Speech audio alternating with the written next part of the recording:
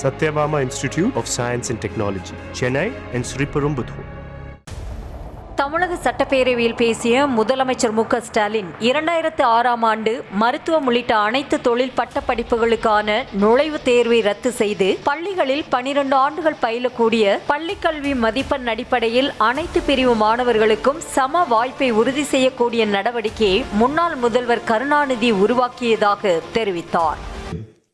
சமூக நீதியும் அனைத்து பிரிவு மாணவர்களுக்கு சம வாய்ப்பையும் உறுதி செய்யக்கூடிய முன்னோடி சேர்க்கை முறையை முத்தமிழறிஞர் கலைஞர் அவர்கள் உருவாக்கினார். சமூக நீதியை நிலைநாட்டி கிராமப்புறங்களில் வாழக்கூடிய ஏழை எளிய மாணவர்களின் மருத்துவ கல்வி கனவை நனவாக்கக்கூடிய இந்த முறையால் தான் மாநிலத்தின் அனைத்து பகுதிகளிலிருந்தும் மருத்துவர்கள் உருவாகும் வாய்ப்பு ஏற்பட்டது. நீட் தேர்வானது பயிற்சி வகுப்புகளுக்கு செல்லும் வசதி படைத்த நகர்ப்புற மாணவர்களுக்கு ஆதரவாக அமைந்துள்ளது.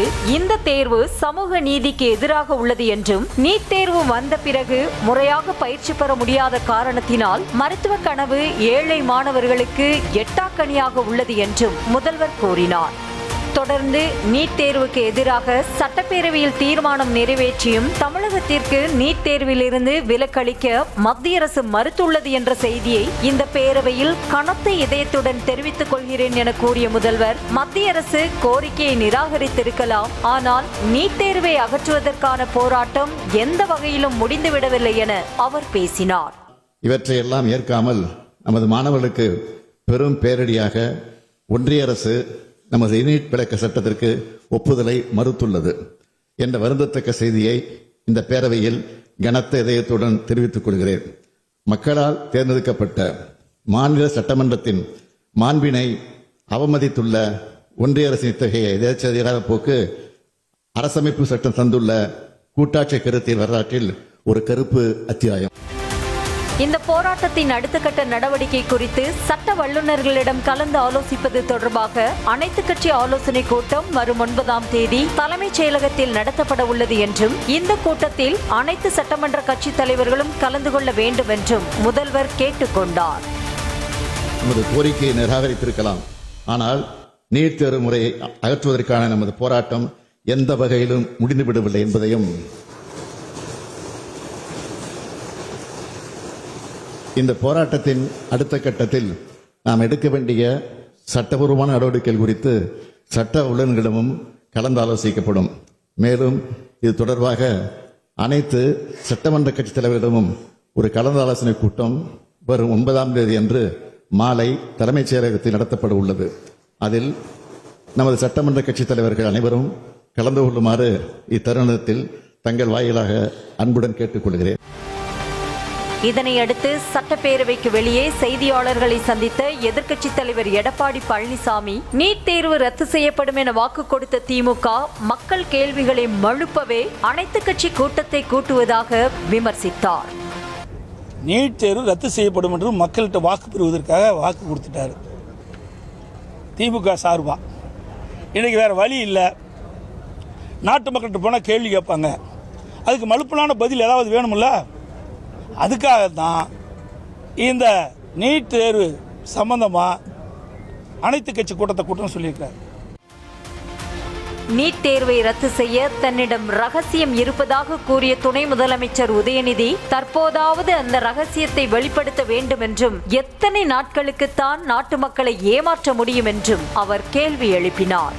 10 நாட்களுக்கு முன்பு சட்டமன்றத்தில் நீட் தேர்வு குறித்து பேசிய முதலமைச்சர், நீட் தேர்வு விவகாரம் நீதிமன்றத்தில் இருக்கிறது, தங்களால் முடியாது என்று கூறினார். பின்னர் எதற்கு அனைத்து கட்சி கூட்டம் போடுகிறார் என்றும் அவர் கேள்வி எழுப்பினார். விளையாட்டுத்துறை அமைச்சர் திரு உதயநிதி அவர்கள் ஒரு கருத்தை சொன்னார். நீட் தேர்வு ரத்து செய்வதற்கு எங்கிட்ட ஒரு ரகசியம் இருக்குன்னு சொன்னார். இப்போ அமைச்சர் ஆகிட்டார், இப்போ அந்த ரகசியத்தை வெளிப்படுத்துங்க. எத்தனை நாளைக்கு தான் அந்த நாட்டு மக்களை ஏமாத்துவீங்க சொல்லுங்க பார்க்கலாம். அது மட்டும் இல்லை, கிட்டத்தட்ட ஒரு 10 நாளைக்கு முந்தி நினைக்கிறேன், சட்டமன்றத்தில் இந்த நீட் தேர்வு குறித்து பேசிக்கொண்டிருந்த பொழுது முதலமைச்சர் அவர்கள் கருத்தை தெரிவித்தார். இது நீதிமன்றத்தில் இருக்குது, எங்களால் முடியாதுன்னு சொல்லிட்டார். அப்புறம் எதுக்கு அனைத்து கட்சி கூட்டம் போடுறீங்க? திமுக ஆட்சிக்கு வந்த பிறகு சுமார் 20 பேர் நீட் தேர்வு காரணமாக உயிரிழந்ததாக குறிப்பிட்ட எடப்பாடி பழனிசாமி இனியும் திமுகவிற்கு பொய் சொல்வதற்கு வழி இல்லை என்றும் சாடினார். மேலும் 4 ஆண்டு காலம் ஓட்டிவிட்டார்கள், அதற்காகத்தான் இந்த நாடகத்தை முதல்வர் அரங்கேற்றுகிறார் என்றும் அனைத்து கட்சி கூட்டத்தின் மூலமாக ஒன்றும் நடக்கப் போவதில்லை என்றும் அவர் தெரிவித்தார். நீட் தேர்வு தமிழகத்துக்கு விதிவிலக்கு அளிக்க வேண்டும் என்று தீர்மானம் நிறைவேற்றி மத்திய அரசுக்கு அனுப்பினோம். நீதிமன்றத்தில் நாங்கள் போராடினோம். அப்போல்லாம் எவ்வளவு கிண்டலும் கேள்வி எங்களை பேசுனீங்க. இன்றைக்கு எத்தனை பேர் இந்த ஆட்சிக்கு வந்த பிறகு எத்தனை பேர் இன்றைக்கு நீட் தேர்வு தோல்வி வந்துவிடும் என்று உயிர் நீத்திருக்காங்க சொல்லுங்க. 20 பேர் உயிர் நீத்திருக்காங்க இது வரைக்கும். சுமார் 20 பேர். இன்றைக்கு கூட எங்களுடைய கொங்கனாபுரம் பகுதியில் ஒருவர் இறந்திருக்கிறார். பொய் மட்டுமே கூறி ஆட்சிக்கு வந்த திமுகவிற்கு வரும் சட்டமன்ற தேர்தலில் மக்கள் மரண அடி கொடுப்பார்கள் என்றும் எடப்பாடி பழனிசாமி தெரிவித்தார். பொய் மேல பொய்ய சொல்லி இளைஞர்களை பொதுமக்களை ஏமாற்றி வாக்குகளை பெற்று ஆட்சிக்கு வந்த கட்சி திமுக கட்சி. வருகின்ற சட்டமன்ற தேர்தலிலே நாட்டு மக்கள் இளைஞர்களும் பெற்றோர்களும் இப்படி பொய் பேசி வாக்குகளை பெற்ற திமுக கட்சிக்கு மரணடி கொடுக்க போறாங்க. Satyabama Institute of Science and Technology, Chennai and Sri Perumbudur.